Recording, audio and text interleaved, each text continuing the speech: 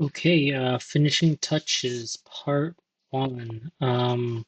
Just going down the checklist of finishing up the car. Pretty straightforward this time. There's a bunch of stuff to fix. One, I had to replace my tachometer. My new one came in. Just had to remove the old one, install the new one.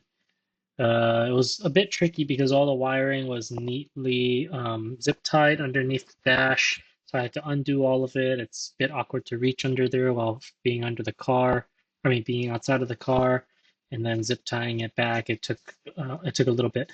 I reinstalled the tunnel cover. I had to loosen the handbrake so I can pull the handbrake lever all the way up to install the tunnel cover, and then tighten it back to the appropriate amount so that when you so it's not too difficult to lift the handbrake, but also it actually has stopping power on the rear wheels. I fixed the plug in the fuse box cover that provides power, and then I also tried to fix the headlight econoseal plugs that were from the winkers that I had damaged while trying to put in.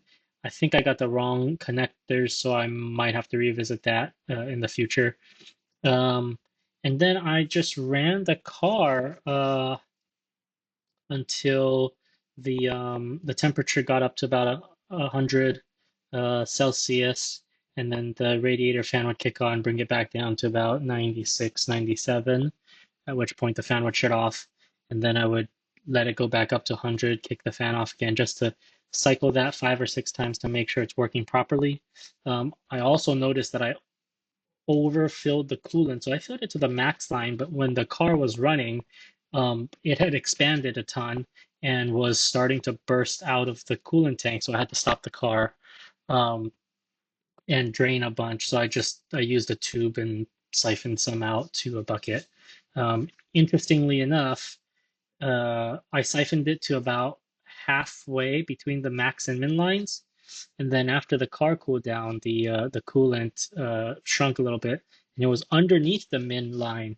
And so I filled it back up to halfway between the min and max line, and that was pretty much all of the coolant that I drained out. So I think some of the coolant just made its way through the hoses and the system and sort of settled.